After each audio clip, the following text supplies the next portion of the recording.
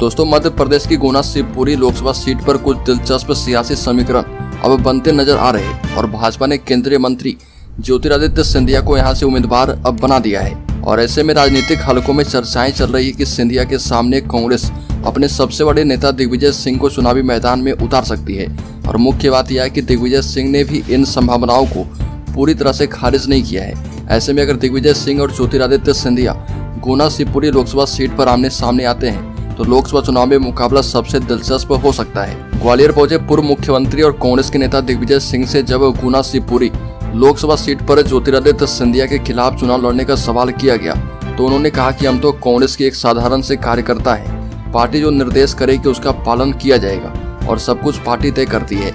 दिग्विजय सिंह के बयान पर गौर किया जाए तो उन्होंने सिंधिया के खिलाफ चुनाव लड़ने की संभावना से पूरी तरह से इनकार नहीं किया है। राजनीतिक गलियारों में भी इस बात की चर्चा तेज है कि कांग्रेस अपने दिग्गज नेताओं को लोकसभा चुनाव लड़वाना चाहती है। दिग्विजय सिंह मध्य प्रदेश में राघवगढ़ राज परिवार से आते हैं, जबकि ग्वालियर के प्रसिद्ध सिंधिया राजघराने की कमान ज्योतिरादित्य सिंधिया संभाल रहे।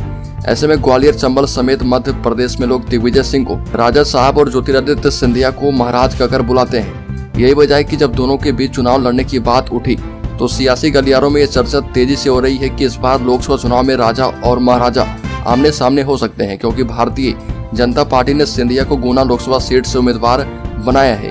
गुना दिग्विजय सिंह का भी गृह क्षेत्र है। ऐसे में कांग्रेस सिंधिया के खिलाफ मजबूत चेहरे के तौर पर दिग्विजय सिंह को उतार सकती है। कांग्रेस में रहते हुए ज्योतिरादित्य सिंधिया और दिग्विजय सिंह का रिश्ता सियासत में रेल की पटरियों की तरह रहा, जो कि दोनों साथ तो चले लेकिन दूरियां हमेशा बनी रही। ज्योतिरादित्य सिंधिया जब कांग्रेस छोड़कर भारतीय जनता पार्टी में शामिल हुए तो रेल की पटरियां वाला यह साथ भी छूट गया और जिसके बाद पिछले कुछ समय में दोनों ने खुलकर एक दूसरे के खिलाफ जमकर बयानबाजी भी की है।